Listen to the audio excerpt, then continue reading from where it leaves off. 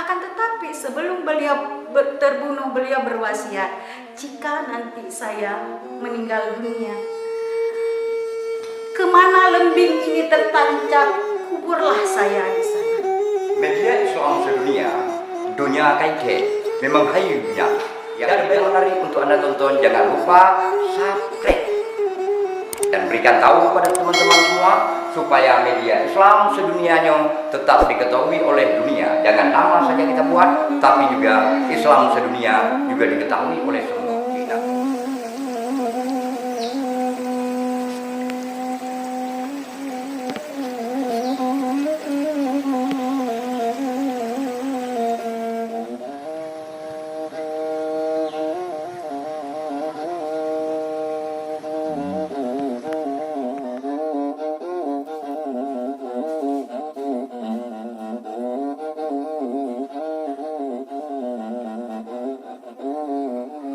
Assalamualaikum warahmatullahi wabarakatuh.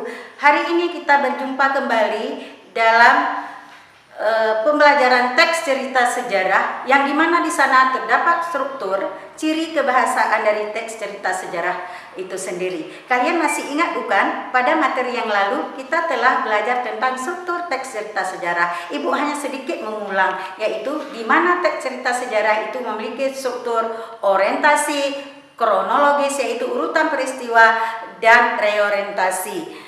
Kemudian ciri kebahasaannya. Ciri kebahasaannya menyangkut dengan pronomina. Pronomina itu kalian masih ingat bukan? Pronomina adalah kata ganti kepunyaan. Kata ganti kepunyaan di sini yang dimaksud, misalnya kita ganti nama orang dengan dia, saya, aku. Dan ciri yang kedua adalah verba. Verba itu adalah kata kerja, kata yang menunjukkan perbuatan. Sedangkan cirinya yang ketiga adalah menyangkut adverbia. Adverbia itu adalah kata keterangan, di mana keterangan menyangkut waktu, tempat, bagaimana kejadian itu terjadi. Sedangkan ciri selanjutnya adalah nominalisasi. Tentu kalian masih ingat, nominalisasi adalah proses pembentukan kata, yang mana proses pembentukan kata memiliki afiksasi. Afiksasi kalian masih ingat bukan? Afiksasi itu ada 5. Ada sufiks, infiks, konfiks, prefiks, dan simulfiks. Baik, jika kalian sudah mengingat atau memahami kembali, sekarang siapkan buku kalian dan pulpen untuk mendengar. Ibu akan menceritakan urutan peristiwa yang terjadi pada Sultanah Putronarisah yang terdapat di Samudra Pasai, tepatnya di Kutakrung, Kampung Kutakrung.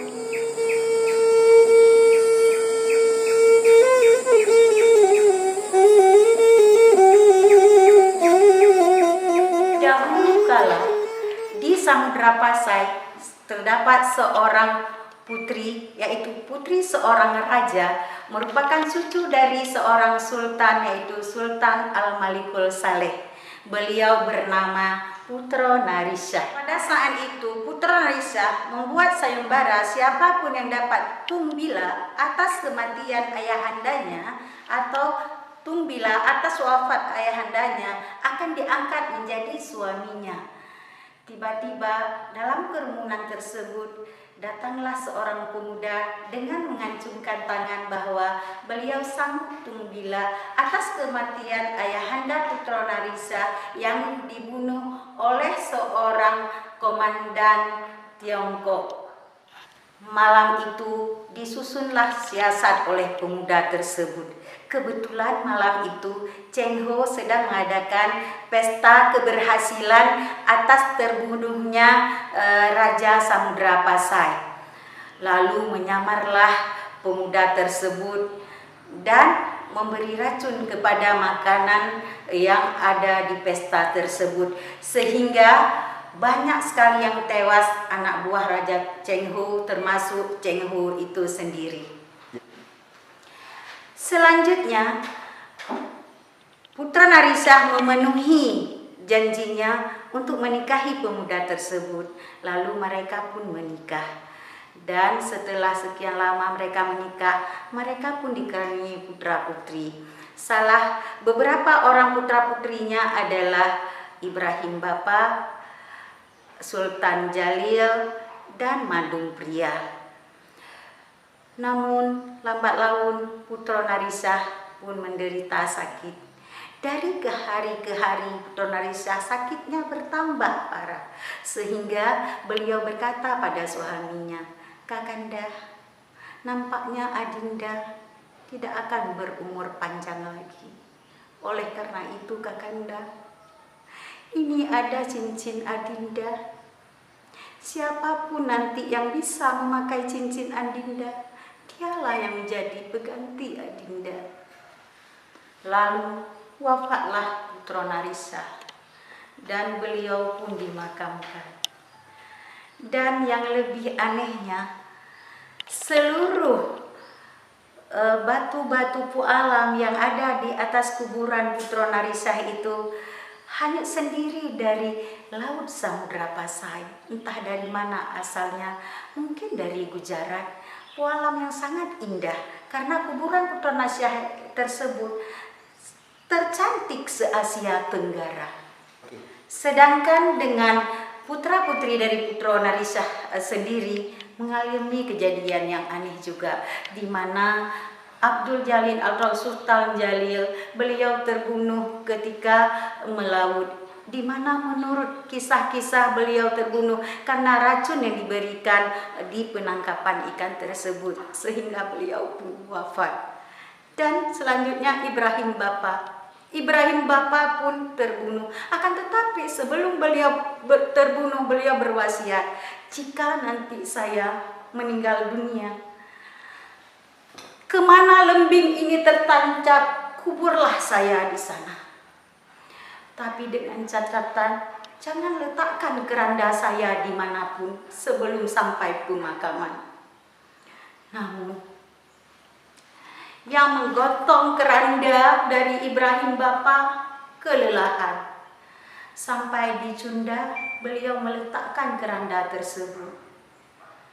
Dan ketika mereka ingin menggotongkan kembali, beliau terkejut karena di dalam keranda tersebut tidak ada lagi jasad Ibrahim Bapa.